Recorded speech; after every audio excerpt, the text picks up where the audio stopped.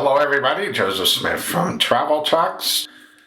In this video, this is for our Canadian clients, and by Canadian clients we mean those that are Canadian residents working temporarily in the US, long-term US residents moving back to Canada, or US residents that are contemplating a move to Canada or working temporarily in Canada.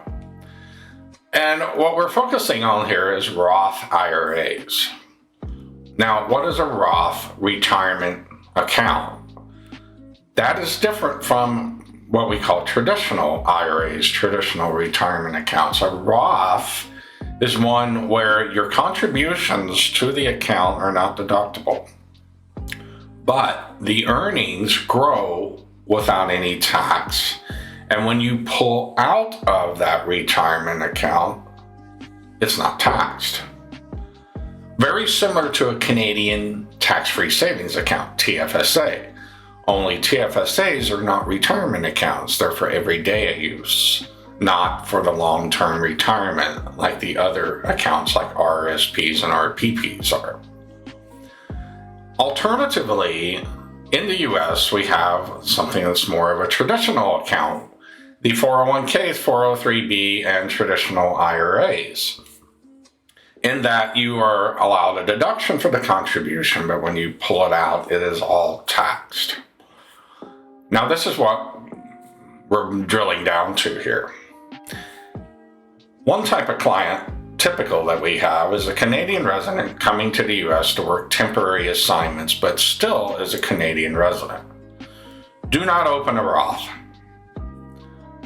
And we do encourage you to participate in the employee retirement program with your staffing agency, but they will often encourage you, because of your age or your income, to do a Roth style, either 401k Roth or 403b Roth. Don't do that, because they're thinking in a domestic context, not a cross-border context.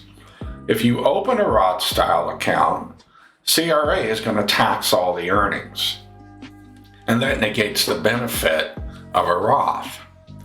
Now, the second type of client, let's say you're a long-term resident of the US and now you're going back to Canada, or third type of client, a US resident that's moving to Canada. If you have a Roth style IRA, you're fine, you can keep that. However, in that first year of entry back to Canada or to Canada, we have to do what we call a treaty freeze.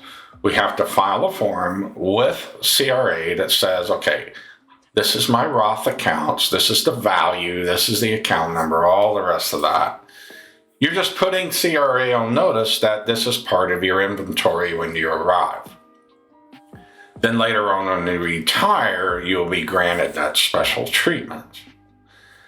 Now, also, if you have accumulated more than 100,000 Canadian dollars in retirement accounts, and then of course we also have to consider other accounts outside of Canada, then you're going to have a yearly filing called a T1135. That is a document that you have to file when your combined assets outside of Canada are more than 100,000 Canadian dollars, which translating to US terms around 75,000.